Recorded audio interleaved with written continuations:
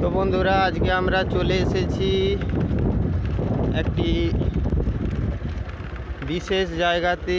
দেখতেই পাচ্ছি আমরা, যতদূর নজর যায় বিরাট চাতাল। এটাই হলো সেই বিখ্যাত বাঁকুড়ার বিমান ঘাঁটি। এই বিমান ঘাঁটিটি গড়ে উঠেছিল দ্বিতীয় বিশ্বযুদ্ধকে লক্ষ্য রেখে, যেখান থেকে শত শত বিমান, যুদ্ধ বিমান ওঠানামা করেছে।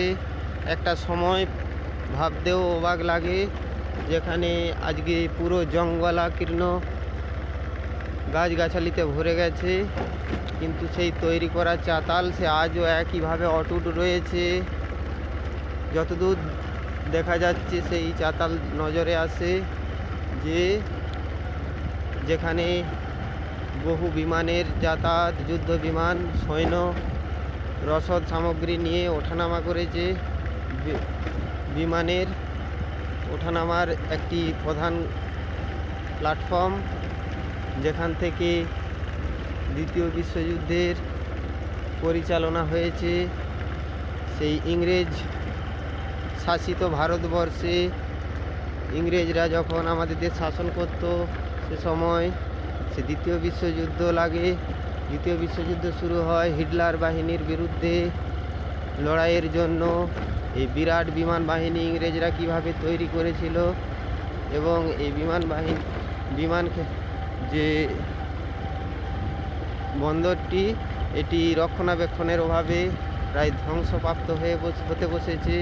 কিন্তু তবুও এখানে যে চাতালটি রয়েছে সেটি এখনও সে একইভাবে অটুট রয়েছে, খুব সুন্দরভাবে।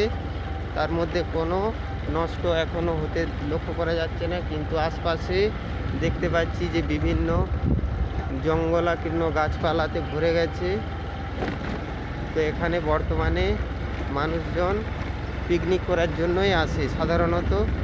তো এইরকম একটি ঐতিহাসিক স্থান